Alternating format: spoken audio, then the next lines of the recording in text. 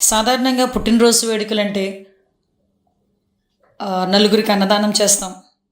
లేదు మన నాయకుల పుట్టినరోజు అంటే ఎక్కడైనా రోగులకి పళ్ళు, అదేవిధంగా రొట్టెలు పంచటం, లేకపోతే ఎక్కడైనా కొంచెం అన్నదానం చేయటం, ఎక్కడైనా గుడిలోకి వెళ్ళి పూజలు చేయించి అతనికి ఆయురారోగ్యాలు ఇవ్వాలని చెప్పి పూజలు చేయటం, లేకపోతే ఇంకొంచెం ముందుకెళ్ళి ఎవరికైనా రోగులకి ఉపయోగపడేటట్టుగా రక్తదానం చేయటం, ఇలాంటివన్నీ జనరల్గా మానసికంగా కరెక్ట్గా ఉండేవాళ్ళు చేసే పని. దట్టు ఒకవేళ వాళ్ళు ఏదైనా కేక్ కట్ చేసుకున్నా ఒక ప్లాస్టిక్ కత్తితో కేక్ కట్ చేసుకొని ఆ సంబరాలు జరుపుకొని ఆ నోరు తీపి చేసుకొని ఎవరికైతే మనం పుట్టినరోజు సంబరాలు చేస్తున్నామో, ఎవరికైతే మనం పుట్టినరోజు శుభాకాంక్షలు చెప్పాలనుకుంటున్నామో వాళ్ళ జీవితం కూడా ఇదే రకంగా తీయగా మనశ్శాంతిగా ఉండాలని కోరుకుంటారు. ఎవరైనా కూడా జనరల్గా ఒక మనిషి పుట్టేవాడు ఎవరైనా కూడా దానికి కూడా అదే రకంగా హర్షించే వాళ్ళు కూడా ఉంటారు. కానీ ఈ మధ్యకాలంలో అంటే ఒక సైకోతత్వం, ఒక ఉన్మాదత్వం, ఒక రాజకీయ ముసుగులో రౌడీయిజాన్ని ప్రేరేపించేటట్టుగా రౌడీయిజం చేస్తున్న నాయకులుగా ఈరోజు కొంతమంది వాళ్ళ నాయకుడు తాలూకా పుట్టినరోజులకి కేకులు కట్ చేసే కత్తి ఈ రకంగా ఉంటుందని నాకు ఈరోజే తెలిసిందండి. జస్ట్ ఒకసారి మీరు చూస్తే కేకు కట్ చేసే కత్తి కొడవళ్ళు, పెద్ద పెద్ద కత్తులు పట్టుకొని కేకులు కట్ చేస్తారు. ఇక్కడ ఒకసారి మీరు చూస్తే ఇక్కడ హ్యాపీ బర్త్డే జగన్ అన్న వైఎస్ఆర్ పార్టీ సంథింగ్ రాసి ఆ కత్తి చూసారా? ఈ కత్తి ఒక్కసారి కేకు కట్ చేసుకునే కత్తి అండి అది.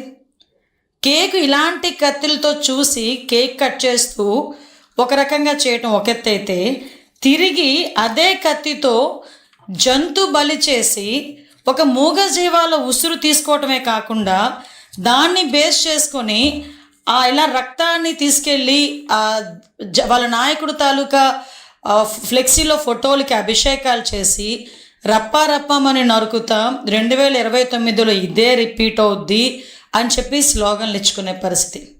అంటే దీన్ని చూస్తూ ఉంటే మానవత్వం ఎటువైపు వెళ్ళిపోతుంది అన్నది ఒక పక్క అయితే, అంటే రాజకీయాన్ని అధికారం కోల్పోయిన తర్వాత కూడా రాజకీయ ముసుగులో రౌడీయిజం చేస్తూ ప్రజల్ని ఏ విధంగా భయభ్రాంతుల్ని చేస్తున్నారు అన్నది ఒక యాంగిల్ అయితే, రాష్ట్ర అభివృద్ధికి ఆటంకం కలిగించడానికి ఎంతవరకైనా దిగజారుతున్నారు, ఎంత నేరాలు చేయటానికైనా వీళ్ళు వెనకాడట్లేదు అన్న విషయాన్ని గురించి కూడా ప్రజలు అర్థం చేసుకోవాల్సిన అవసరం ఉంది.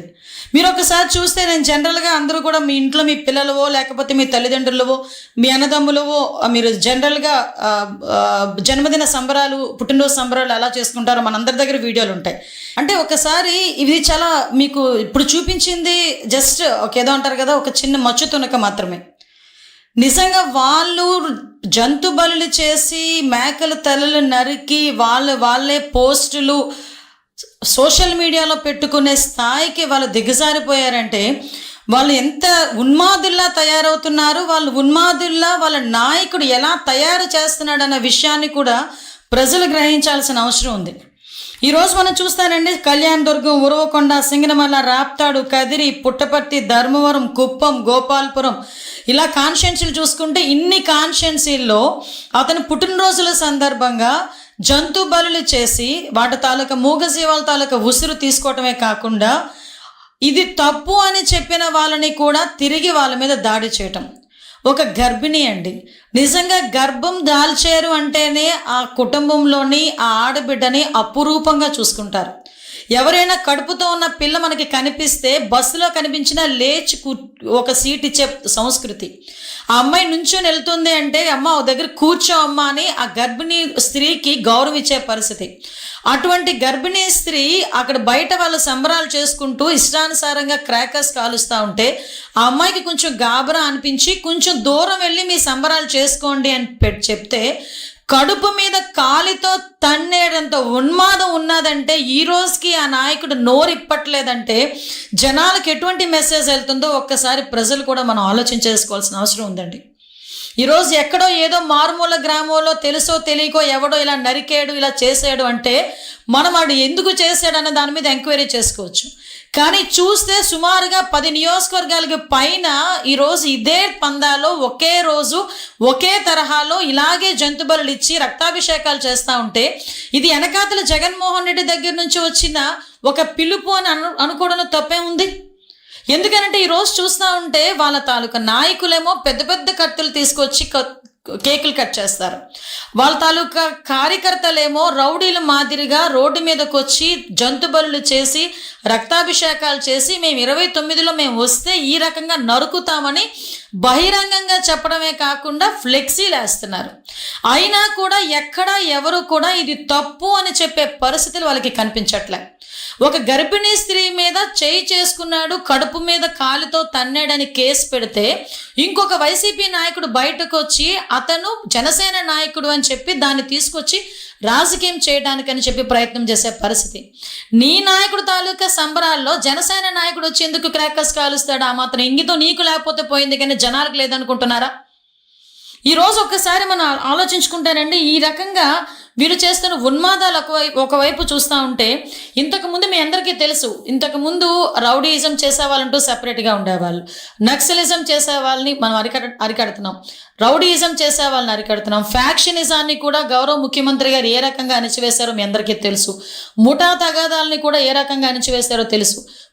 మతాల మధ్య విద్వేషాలు రెచ్చగొట్టి కర్ఫ్యూలు విధించే పరిస్థితి నుంచి కూడా ఎక్కడా కూడా మత విద్వేషాలు లేకుండా చేసిన ఘనత కూడా గౌరవ ముఖ్యమంత్రి చంద్రబాబు నాయుడు గారిది.